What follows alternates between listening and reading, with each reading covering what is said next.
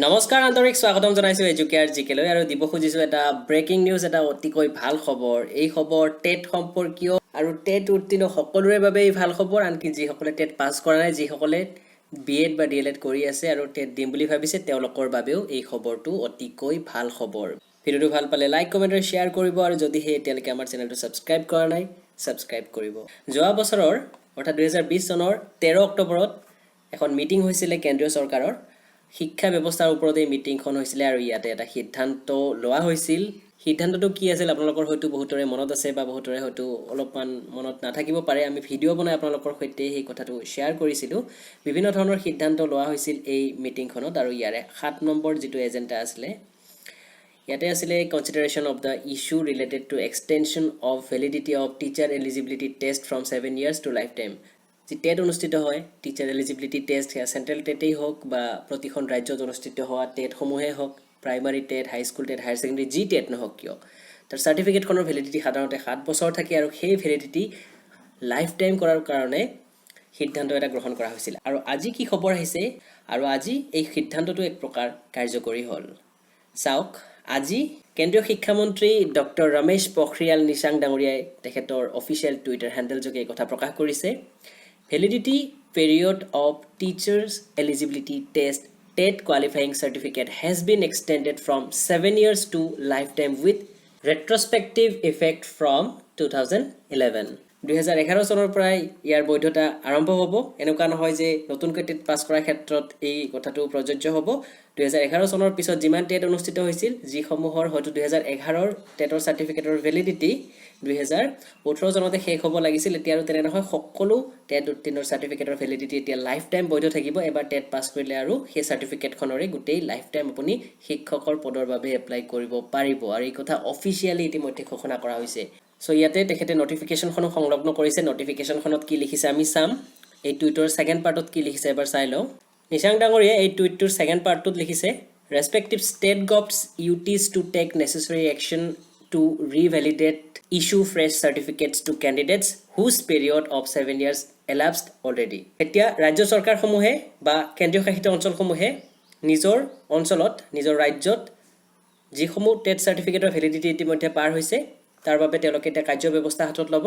নতুনকৈ সাৰ্টিফিকেট হয়তো ইস্যু কৰিব লাগিব নহলে বা কিবা এটা বিকল্প ব্যৱস্থা ল'ব মুঠতে 2011 চনৰ পিছত যিমান টেট উত্তীৰ্ণ আছে তেওঁলোকৰ টেটৰ সাৰ্টিফিকেটৰ ভ্যালিডিটি লাইফ টাইম কৰি দিয়া হৈছে আৰু ভৱিষ্যতে যিসমূহ টেট অনুষ্ঠিত হ'ব তাৰো ভ্যালিডিটি লাইফ টাইম থাকিব গোটেই জীৱনভৰ সেই সাৰ্টিফিকেটখনৰ ভ্যালিডিটি থাকিব This is a positive step in increasing the employment opportunities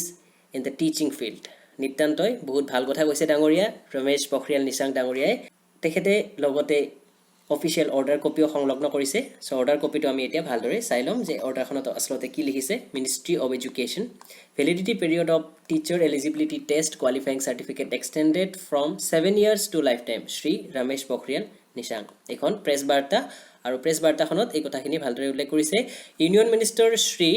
Ramesh Pokhriyal Nishank announced that government has decided to extend the validity period of teacher eligibility test qualifying certificate from 7 years to lifetime with retrospective effect from 2011. The respective state govs UTs will take necessary action to revalidate issue fresh state certificates to those candidates whose period of 7 years has already elapsed, he added.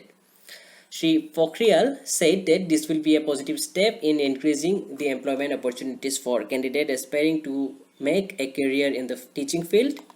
Teacher eligibility test is one of the essential qualifications for a person to be eligible for appointment as a teacher in schools. The guideline dated 11 February 2011 of the National Council for Teacher Education NCTE laid down that TET would be conducted by the state governments and the validity of the TET certificate was 7 years from the date of passing TET. So এইখিনি আগৰ কথা আছিল এতিয়া নতুন সিদ্ধান্ত মৰ্মে নতুনকৈ যি টেট অনুষ্ঠিত হ'ব বা ইতিমধ্যে 2011 চনৰ পিছত যিমানবোৰ টেট অনুষ্ঠিত হৈছে তাৰ সাৰ্টিফিকেটৰ বৈধতা 7 বছৰ নহয় জীৱনভৰ চলিব এই সাৰ্টিফিকেট সমূহৰ বৈধতা এতিয়া লগতে এড কৰিছো আৰু কিছু কথা আমাৰ অসমৰ শিক্ষা মন্ত্ৰী মহোদয় ৰনজ পেগু ডাঙৰীয়াই কি কথা কৈছে তেখেতে এই টুইটটো ৰমেশ পোখৰিয়াল নিশাংক ডাঙৰীয়াৰ টুইটটো ৰিটুইট কৰিছে লগতে নিজে লিখিছে লগতে এড কৰিছে ৰনজ পেগু ডাঙৰীয়াই We are examining and waiting for the notification. তেখেতে কৈছে আমাৰ শিক্ষা বিভাগে বিষয়টো পৰীক্ষা কৰি আছে আৰু নটিফিকেশ্যন অহালৈকে অপেক্ষা কৰি আছে, অৰ্থাৎ আমাৰ অসমৰ ক্ষেত্ৰতো একেখিনি নিয়মে প্ৰযোজ্য হ'ব। অসম বুলি নহয়, ভাৰতৰ প্ৰতিখন ৰাজ্য, প্ৰতিটো কেন্দ্ৰীয় শাসিত অঞ্চলৰ বাবে একে নিয়মে প্ৰযোজ্য হ'ব। আশা কৰিছোঁ ভিডিঅ'টো নিশ্চয় ভাল পাইছে। ভাল পালে লাইক, কমেণ্ট আৰু শ্বেয়াৰ কৰিবলৈ একেবাৰে পাহৰি নাযাব। আৰু যদিহে এতিয়ালৈকে আমাৰ চেনেলটো ছাবস্ক্ৰাইব কৰা নাই, ছাবস্ক্ৰাইব কৰিব, নটিফিকেশ্যন বেলটো প্ৰেছ কৰি অল ছিলেক্ট কৰিব, যাতে সকলোবোৰ আপডেট ৰেগুলাৰলি পায়। ভিডিঅ'টো ইমানতে শেষ কৰিছোঁ। ধন্যবাদ।